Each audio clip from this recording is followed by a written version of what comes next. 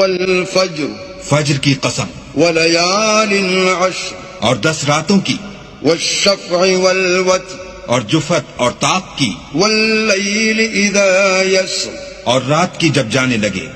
هل في ذلك قسم لذي حجر اور بے شک یہ چیزیں عقل مندوں کے نزدیک قسم کھانے کے لائق ہیں کہ کافروں کو ضرور عذاب ہوگا۔ ألم تر كيف فعل ربك بعاد کیا تم نے نہیں دیکھا کہ تمہارے پروردگار نے عاد کے ساتھ کیا کیا؟